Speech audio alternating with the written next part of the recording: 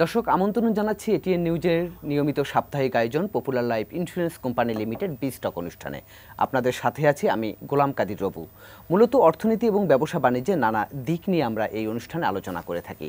আজ আমরা আলোচনা করব আমাদের সমসাময়িক অর্থনীতির নানা বিষয়, সেই সঙ্গে বাংলাদেশের একটি বিকাশমান ইন্ডাস্ট্রি যেটি বাংলাদেশের সিরামিক শিল্প, আমাদের সেই সিরামিক শিল্পের বিভিন্ন সমস্যার সম্ভাবনাও আমাদের এই আলোচনায় উঠে আসবে। আজ আমরা অতিথি হিসেবে পেয়েছি এক্স ইন্ডেক্স গ্রুপের অতিরিক্ত ব্যবস্থাপনা পরিচালক মামুনুর রশিদ এফসিএমএ। মামুনুর রশিদ, আপনাকে স্বাগত জানাচ্ছি আমাদের এই আলোচনায়। ধন্যবাদ আপনাকে। জি, আমরা আলোচনার শুরুতেই আপনার কাছে একটু জানতে চাই, সেটি হচ্ছে যে সম্প্রতি আমরা দেখলাম যে বাংলাদেশ ব্যাংকের একটি সার্কুলার, সেই সার্কুলারে যে জিনিসটি উল্লেখ করা হয়েছে সেটি হচ্ছে যে ডলারের দাম দীর্ঘদিন পর আমরা দেখছি যে ডলারের দাম যে টাকার যে বিনিময় হারের সঙ্গে সেটি টাকার অবমূল্যায়ন করা হয়েছে এবং ডলারের দাম 60 টাকা বাড়িয়ে 117 টাকা করা হয়েছে, যেখানে বাংলাদেশ ব্যাংকের এর আগের যে নির্ধারিত রেট ছিল 110 টাকা। তো এই যে হঠাৎ করে একসঙ্গে যে ডলারের দামটা এতটা বেড়ে গেল এবং এই মুদ্রার বিনিময় হারের ক্ষেত্রে যে ক্রোলিং প্যাক সিস্টেম যে বাংলাদেশ ব্যাংক চালু করলো, এটিকে আপনি কিভাবে দেখছেন? জি ধন্যবাদ, অত্যন্ত টাইমলি একটা কোয়েশ্চেন। জি, আপনি জানেন যে দীর্ঘদিন যাবৎ আইএমএফ কিছু প্রিকন্ডিশন দিয়েছে বাংলাদেশের সরকারের উপরে, যেটা ইকোনমিকে রিফর্ম করা, ফাইন্যান্সিয়াল রিফর্মস, এনার্জি প্রাইসটাকে অ্যাডজাস্টমেন্ট করা এবং ডলারটাকে ফ্রিলি মুভ করা। তো এটার কনসিকুয়েন্সেই বাংলাদেশ ব্যাংক গত 8 মে এই ক্রোলিং প্যাগ সিস্টেমে ডলারের প্রাইস নির্ধারণে একটা ফর্মুলা দিয়েছে। এবং আপনি জানেন যে ডলারের যে মূল্য, এটা নির্ধারণে কিছু ইন্ডিকেটর ফ্যাক্টর হিসেবে কাজ করে।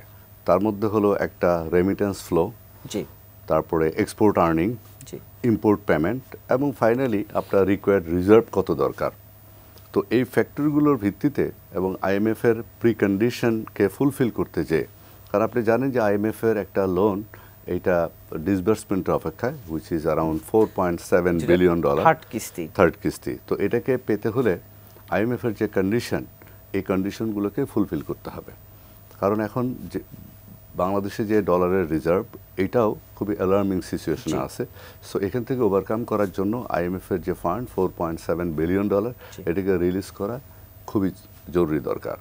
তো এই জন্যই এই ক্রোলিং প্যাগ সিস্টেমে যেটা করলো সেটা হলো 110 টাকা থেকে 117, মিনিং ডলারের উপরে সরকারের আর কোনো নিয়ন্ত্রণ থাকবে না। আপনি দেখেন দীর্ঘদিন ডলারের উপরে সরকারের একটা নিয়ন্ত্রণ ছিল। 2021 সালে যদি আপনি মনে থাকে 80 থেকে 90 টাকার মধ্যে ছিল। 2024 সালে দীর্ঘদিন যাবৎ এটা 108-10 টাকার মধ্যে রান করছিল। তো এখন এটা 117 টাকা হলো। তো এই যে ডলারের যেটা রেটটা বাড়ানো হলো, এটার সাথে সাথে এর আগে ইন্টারেস্ট রেট ছিল স্মার্ট প্লাস 3 বা 3.5% মার্জিন, ওইটাকেও ক্যান্সেল করে দেওয়া হলো।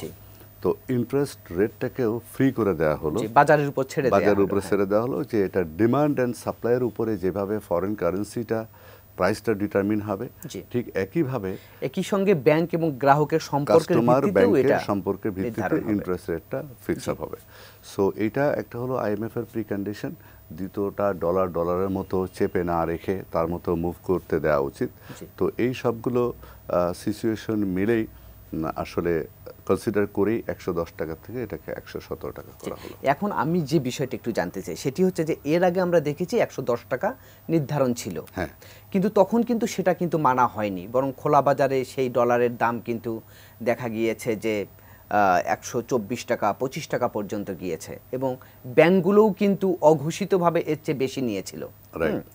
এখন যে 117 টাকা নির্ধারণ করা হলো, সেক্ষেত্রে এটিও কি সেরকম থাকবে বা 117-এর আশেপাশে থাকার কথা বলেছে বাংলাদেশ ব্যাংক, কিন্তু সেটিও কি আগের মতো 110 ছিল, কিন্তু সেটি আসলে অঘোষিতভাবে গিয়েছে 18 টাকা 19 টাকা 20 টাকা, এখন 117 হলো, সেটিও কি মানামানি হবে ঠিকভাবে? না, এটা অ্যাকচুয়ালি দেখেন, আপনি যদি এই ক্রোলিং প্যাক সিস্টেম যেটা এটা দেখেন, সেখানে কিন্তু একটা ব্যারিয়ার দিয়ে দিয়েছে। 117 কিন্তু ফিক্সড না, আশেপাশে থাকবে। রাইট, আশেপাশে থাকবে, এটা এভারেজ একটা প্রাইস থাকবে। তো আনঅফিশিয়াল চ্যানেল যেটা কার মার্কেট, সেখানে এটা তো আসলে অফিশিয়াল কোনো কন্ট্রোল নাই। বাট ব্যাংকে কিন্তু এখন একটা ব্যারিয়ার দিয়ে দিয়েছে, একটা ক্যাপ দিয়ে দিয়েছে যে 117-র আশেপাশে থাকতে হবে। So I think bank should carry out the instruction from the central bank because they are the regulator of all commercial banks. So দেখা যাক, কেবলমাত্র ইমপ্লিমেন্ট হলো লাস্ট 8th-এ, আজকে 3rd ডে। তো আই হোপ যে এটা প্রত্যেকটা ব্যাংক মানবে, এবং ব্যাংকে কিন্তু একটা মার্জিন দিয়ে দিয়েছে যে 1 টাকা তারা মার্জিন করতে পারবে। এর আগে ছিল প্রত্যেকটা ব্যাংকের ডিমান্ড সাপ্লাইয়ের উপর ভিত্তি করে, আর এখন যেটা হবে 117 আশেপাশে 1 টাকা পর্যন্ত মার্জিন দিয়ে within the range they can sell and buy the dollar. একই সঙ্গে যে সুদের হারের ক্ষেত্রে যেটি আমরা দেখলাম যে বাজারের উপর ছেড়ে দিল, তো এখন অনেক কি বলবো, উদ্যোক্তারা তো কনসার্ন হয়ে যাচ্ছেন যে এতে করে সুদের হার তো অনেক বেশি বেড়ে যাচ্ছে। তো শুধুমাত্র সুদের হার বাড়িয়ে মূল্যস্ফীতি নিয়ন্ত্রণ করার এই যে চেষ্টা, এতে করে তো উৎপাদন খরচ বাড়বে, এবং উৎপাদন খরচ যখন বাড়বে সেটি করে পণ্যের দাম তো তখন আরও বাড়বে, এবং পরোক্ষভাবে মূল্যস্ফীতি তো আরও বাড়বে। তাহলে একদিকে সুদের হার বাড়িয়ে মূল্যস্ফীতি নিয়ন্ত্রণ করার চেষ্টা করা হচ্ছে, অন্যদিকে সুদের হার বাড়ার কারণে তো জিনিসপত্রের দাম বাড়ছে। তাহলে এই দুইয়ের সমন্বয় কিভাবে হবে, এবং সেক্ষেত্রে আপনারা উদ্যোক্তারা বিষয়টাকে কিভাবে দেখছেন?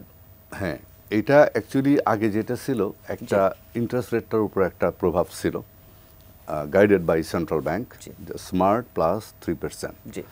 সো সেখানে অন অ্যান অ্যাভারেজ 14%-এর মতো, 13.55%-এর মতো ইন্টারেস্ট রেট আসতো। এখন এই স্মার্ট প্লাস 3 বা 3.5 এটাকে ক্যান্সেল করা হলো। যেভাবে ডলারটা বাজারের উপরে ছেড়ে দেওয়া হলো অ্যাজ প্রেসক্রাইবড বাই IMF, ঠিক একইভাবে আপনি দেখেন ইনফ্লেশন রেটটা এখন close two 10%, even more than 10%। So এটাকে, এই লাগামটা টেনে ধরার জন্যই কিন্তু স্মার্ট প্লাস যে পার্সেন্টেজটা, এটাকে তুলে দেওয়া হলো, যে বাজার নির্ধারণ করবে ইন্টারেস্ট রেট কত হবে। কারণ এটার মেইন অবজেক্টিভটা হলো যে আপনার ইনফ্লেশনটাকে কন্ট্রোল করা। বাট ব্যবসায়ী হিসাবে যদি আমি দেখি, এইটা ইন্টারেস্ট রেট বাড়াতে যেটা হবে যে আমাদের ব্যাংকের বরোয়িং কস্ট বাড়বে, ফাইন্যান্সিয়াল কস্ট বাড়বে। As a result it goes to customers account. আমার যখন, আমি একটা manufacturing organisation, say for example আমি টাইলস প্রোডাকশন করি, সো যখনই, এবং ইম্পোর্ট বেসড অর্গানাইজেশন, তো যতগুলো ইম্পোর্ট বেসড ব্যবসা আছে প্রত্যেকটা business will be affected, because আমাকে একটা হলো ডলার 110-এর জায়গায় 117 পে করতে হবে। On the other hand local bank বা ফাইন্যান্সিয়াল ইনস্টিটিউশনে I have to pay more interest. In that case এই ইন্টারেস্টটা বাই ফাইন্যান্সিয়াল কস্টটা it goes to customers account. আমরা কাস্টমারকে এটা পাস অন করে দেবো। আলটিমেটলি প্রোডাক্টের প্রাইস বাড়বে, এবং এগেইন একটা চান্স থাকবে ইনফ্লেশনটা আরও বাবল হওয়া।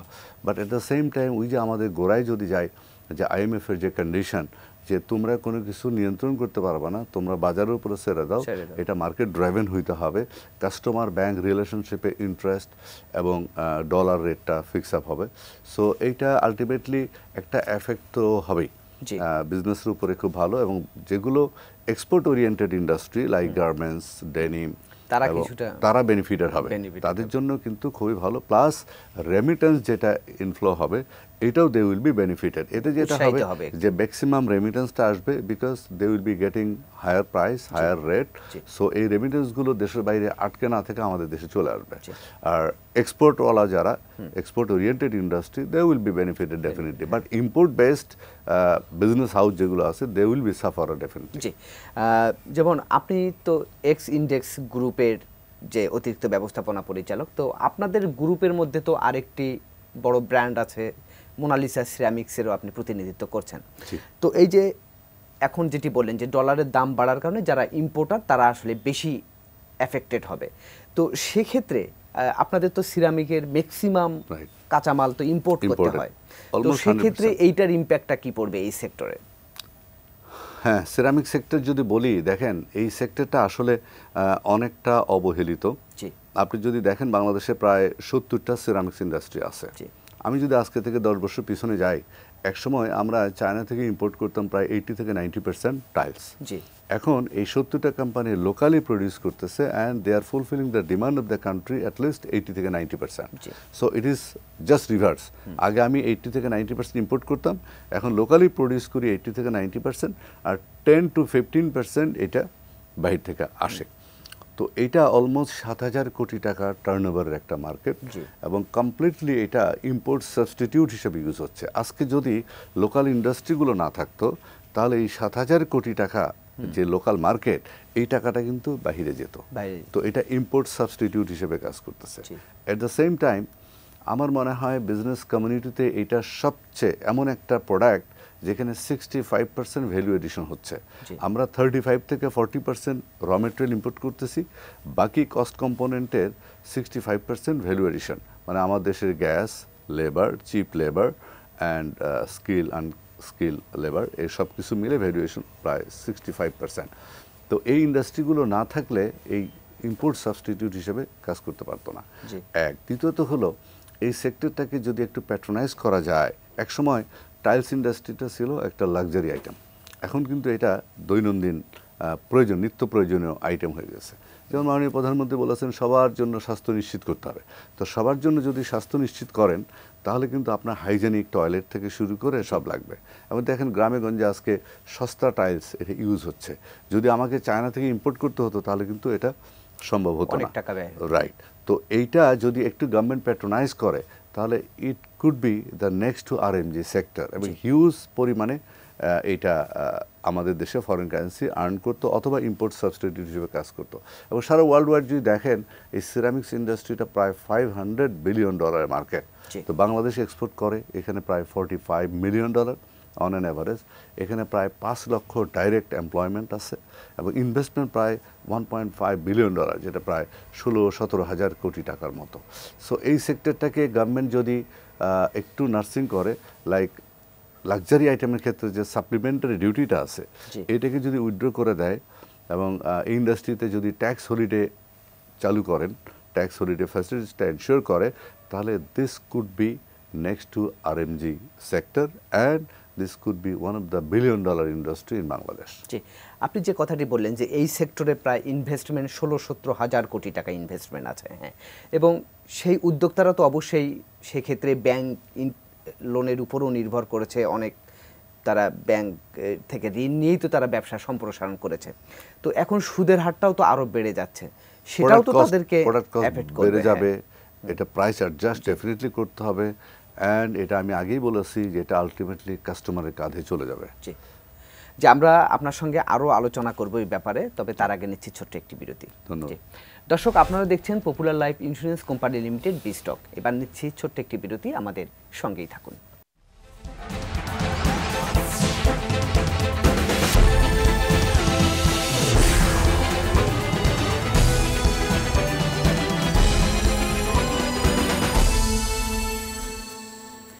দর্শক, বিরতির পর আমরা আবারও ফিরে এলাম popular life insurance company limited বিস্টক অনুষ্ঠানে। আজ আমরা আলোচনা করছি সমসাময়িক অর্থনীতির নানা বিষয় এবং সেই সঙ্গে দেশের সিরামিক খাতের নানা সমস্যা এবং সম্ভাবনা নিয়ে। আমাদের সঙ্গে অতিথি হিসাবে আছেন এক্স ইন্ডেক্স গ্রুপের অতিরিক্ত ব্যবস্থাপনা পরিচালক এবং সেই সঙ্গে Bangladesh ceramic manufacturers and exporters অ্যাসোসিয়েশনের senior vice president Mamunur Rashid, FCMA। Mamunur Rashid, আমরা বিরতির আগে যে বিষয়টিতে ছিলাম যে এই যে ডলারের বাড়তি দাম এবং সেই সঙ্গে সুদের হার যে বাজারের উপর ছেড়ে দেওয়ার কারণে এখন সুদের বাড়তি হার, তো সেইটা এবং সেই সঙ্গে আপনারা তো দীর্ঘদিন ধরে উদ্যোক্তারা যারা আছেন তারা গ্যাস বিদ্যুতের সমস্যা তো আপনারা মোকাবেলা করে আসছেনই। এখন এই যে নতুন করে সুদের হার বাজারের উপর ছেড়ে দিল, পাশাপাশি ডলারের দাম যে আরও বেড়ে গেল, এখন এটি মরার উপর খাড়ার গা হলো কিনা, কিংবা এই দুয়ের সঙ্গে ফাইট করে আপনারা কিভাবে অগ্রসর হবেন? জি, খুব সুন্দর প্রশ্ন করেছেন। আসলে সিরামিক্স ইন্ডাস্ট্রি নিয়ে যেহেতু আলাপ করলেন, এখানে সবচেয়ে বড় চ্যালেঞ্জ এটা গ্যাস। জি, যেমন আমাদের ইন্ডাস্ট্রিটা গাজীপুর বেল্টে আছে, গাজীপুর বেল্টে ওই পাশে ময়মনসিংহে রুরাল পাওয়ার কোম্পানি, একটা পাওয়ার কোম্পানি আছে। গভর্নমেন্ট পাওয়ার সেক্টরকে প্রায়োরিটি দিতে চেয়ে এখানে যতগুলো ইন্ডাস্ট্রি আছে প্রায় 25-30টা ইন্ডাস্ট্রি সিরামিক্স টাইলসে দে আর এফেক্টেড। সো গ্যাসের প্রেশার বলতে নাই।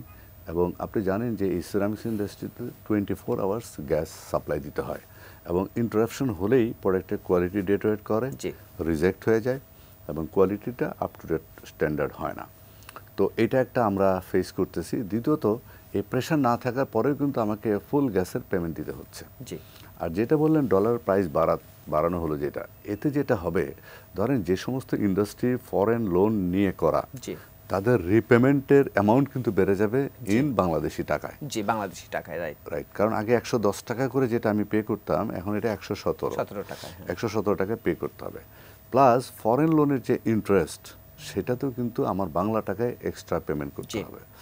তৃতীয়ত হলো এই যে স্মার্ট সিস্টেম তুলে দিয়ে যেটা একটা ইন্টারেস্টের উপর কন্ট্রোল ছিল, এটা না থাকাতে এখন পার্টিকুলারলি ধরেন নন ফাইন্যান্সিয়াল ব্যাংকিং ইনস্টিটিউশন যেগুলো আছে, নন ব্যাংকিং ফাইন্যান্সিয়াল ইনস্টিটিউশন, এরা কিন্তু লাগামহীনভাবে ইন্টারেস্ট বাড়াবে, কারণ দেশে লিকুইডিটি ক্রাইসিস আছে। এই সুযোগটা এনবিএফআই গুলো নিবে, তারা 18, 20, 22, 24 মানবেই না। ব্যাংকের মধ্যে হয়তো একটা কম্পিটিশন আছে, ব্যাংক থেকে টাকা ধার করে আপনাকে দিচ্ছে, ব্যাংক থেকে টাকা ধার নিয়ে প্লাস তার ওভারহেড 2-3% মার্ক আপ করে দিবে। So it comes down around say 20%, even 20-22%। So এখন আলটিমেটলি ধরেন আমি ব্যবসায়ী, আমার যে একটা প্রোডাক্ট বানাবো, এই ফাইন্যান্স কস্ট কিন্তু দিনের শেষে কোম্পানি বিয়ার করে না, definitely it pass on to the customers account. তো আলটিমেটলি কাস্টমাররা লুজার হবে, এবং কাস্টমারদের মধ্যে সবচেয়ে যারা প্রান্তিক কাস্টমার, হ্যাঁ, যাদের limited income, lower class, lower middle class, they will be more affected in this situation. না, তবে সম্প্রতি আমরা বাংলাদেশ ব্যাংকের সাবেক গভর্নর ডক্টর ফরাস উদ্দিন কিন্তু বলেছিলেন যে আজকে বাংলাদেশে যে মূল্যস্ফীতি কিংবা ব্যাংকিং সেক্টরের যে এই দুরবস্থা, সেটার জন্য কিন্তু অন্যতম দায়ী হচ্ছে কিছু উদ্যোক্তাদের কারণেও কিছুটা, কারণ তারাই মূলত ঋণ খেলাপি। এই ঋণ খেলাপির কারণে একদিকে না হচ্ছে মূল্যস্ফীতি নিয়ন্ত্রণ করা যাচ্ছে, না ব্যাংকের তারল্য ঠিক রাখা যাচ্ছে, না ব্যাংকের সুশাসন ঠিক করা যাচ্ছে। তাহলে দায় তো আসলে উদ্যোক্তারাও এড়িয়ে যেতে পারেন না। হ্যাঁ, পারে না। আপনি রিসেন্টলি, আমি গত 3-4 দিন আগে ওদের একটা পত্রিকায় দেখলাম যে আমাদের 4টা ন্যাশনালাইজ ব্যাংকে প্রায় 21 বা 27% এরকম একটা মানে ব্যাড লোনের দিকে যাচ্ছে। জি, হ্যাঁ, যে উদ্যোক্তারা, বিজনেসম্যানরা লোন নিয়ে তারা ক্লাসিফাইড হয়ে গেছে অথবা লোন রিপেমেন্ট করতে পারছে না। তো এর জন্য কিন্তু ওভারঅল বৈশ্বিক একটা যে রিসেশন, আপনারা দেখেন আমরা করোনা কাটিয়ে উঠলাম, 2020-21 করোনাতে সাফার করলাম, এরপরে আসলো ইউক্রেন রাশিয়ার যুদ্ধ, আবার এখন মাননীয় প্রধানমন্ত্রী কিন্তু অলরেডি বলেছেন যে মধ্যপ্রাচ্যের যে যুদ্ধের ডামাডোল আওয়াজ হচ্ছে, এটার এফেক্ট কিন্তু আমাদের ইকোনমিতেও আসবে। তো এখন এই সব কিছু মিলে ব্যবসায়ীদেরও কিন্তু হাত পা বাঁধা, একদিক দিয়ে ইন্টারেস্ট রেট, অন্য দিক দিয়ে ডলারের রেট, অন্য দিক দিয়ে এই যে আমাদের মধ্যবিত্ত, নিম্ন মধ্যবিত্তদের যেহেতু লিমিটেড ইনকাম, তারা তাদের পারচেজিং পাওয়ার কিন্তু কমে যাচ্ছে, ইনফ্লেশনের চাপ, তাদের পারচেজিং পাওয়ার কমে যাচ্ছে, তাদের যে ইনকামটা, এটা দিয়ে তাদের যে নিত্য প্রয়োজনীয় খাবার দাবার, বাসস্থান, এটাকে অ্যাকোমোডেট করতেই কিন্তু তাদের মানে দিশাহারা হয়ে যাচ্ছে।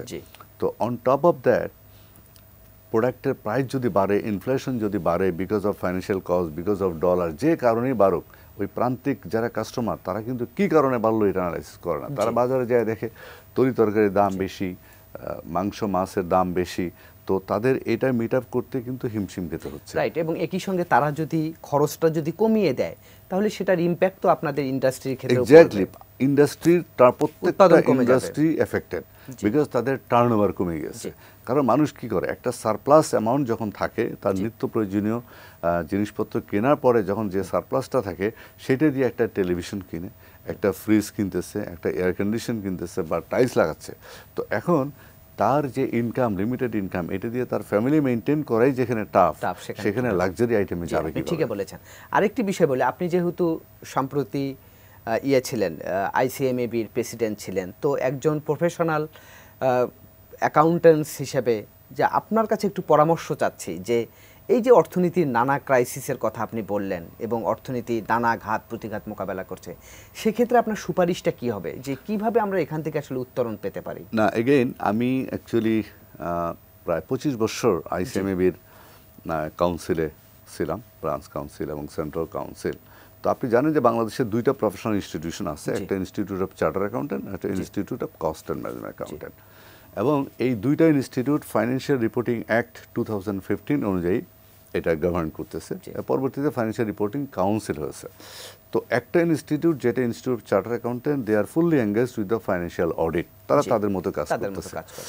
আরেকটা profession like our profession, cost and management accounting profession, আপনি দেখেন এই নামের মধ্যে কিন্তু আছে কস্ট অ্যান্ড ম্যানেজমেন্ট। এই যে এতক্ষণ আমি আপনি যে কথাগুলো বললাম, যে প্রত্যেকটা প্রোডাক্ট প্রাইস বাড়ছে ইনফ্লেশনের জন্য, ডলারের প্রাইসের জন্য, ইম্পোর্ট কস্ট বেড়ে যাওয়ার জন্য, এখানে কিন্তু একজন কস্ট অ্যান্ড ম্যানেজমেন্ট অ্যাকাউন্টেন্টের ভালো একটা রোল প্লে করতে পারে।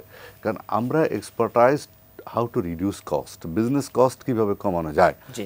যেমন ধরেন একটা ওপেন সিক্রেট সেটা হলো যে আপনার এই ওভার ইনভয়েসিং। তো একজন কস্ট অ্যান্ড ম্যানেজমেন্ট অ্যাকাউন্ট্যান্ট যদি পারচেজ অ্যানালাইসিস করে যে তোমার পারচেজটা কী দামে তুমি বিক্রি করতেছো, এই যে দেখবেন 2 দিন 4 দিন পরপরই ভোজ্য তেলের দাম বাড়ানো হয়, তখনই সরকার এটার উপরে অ্যানালাইসিস করে, হস্তক্ষেপ করে। তো এগুলোকে যদি এই কস্ট অ্যান্ড ম্যানেজমেন্ট অ্যাকাউন্ট্যান্টকে দিয়ে প্রপার প্রাইসিং করা হতো, যে আপনি একজন বিজনেস হাউস, আপনি 10% প্রফিট করলেন না 15 না 20, অ্যাজ এ কাস্টমার কিন্তু কেউ জানে না। তো এই যে ভোক্তা অধিকার সংরক্ষণ অধিদপ্তর যেটা আছে, তারা যদি এই কস্ট অ্যান্ড ম্যানেজমেন্ট অ্যাকাউন্ট্যান্টদেরকে দিয়ে প্রত্যেকটা প্রাইস বাজারে যাওয়ার আগে তাদেরকে দিয়ে যদি ডিটারমিন করায়, তাহলে কিন্তু কোনোভাবেই কাস্টমার লুজার হবে না। এবং এই যে আমরা যেটা বলি বাজার সিন্ডিকেট, তারাও কিন্তু সরব হইতে পারবে না। কারণ আপনার প্রোডাক্ট যেটা বানাচ্ছেন সেটার কস্ট কত, আপনি এক্সপেক্টেড মার্কআপ কত চান, কত দাম বিক্রি করবেন, এটা যদি আপনি কস্ট অ্যান্ড ম্যানেজমেন্ট অ্যাকাউন্ট্যান্টকে দিয়ে সার্টিফাই করান, তাহলে কাস্টমাররা কিন্তু ন্যায্য প্রোডাক্ট প্রাইসিংটা পাবে। এবং সেক্ষেত্রে ওই সিন্ডিকেট বলেন আর এই অসৎ ব্যবসায়ী যেটা আমরা বলি, মুনাফাখোর ব্যবসায়ী যাদেরকে বলি, তারাও কিন্তু ওই সুযোগটা নিতে পারবে না। জি, আমরা আলোচনার একেবারে শেষ পর্যায়ে চলে এসেছি। আপনাকে অসংখ্য ধন্যবাদ আমাদেরকে সময় দেওয়ার জন্য। আপনাকেও ধন্যবাদ আমাকে আমন্ত্রণ জানানোর জন্য। জি দর্শক, এই ছিল আজকের popular life insurance company limited বিস্টক অনুষ্ঠান। আগামীতে আবারও দেখা হবে অন্য কোনো বিষয় নিয়ে। সে পর্যন্ত ভালো থাকুন, সুস্থ থাকুন, এটিএন নিউজের সঙ্গেই থাকুন।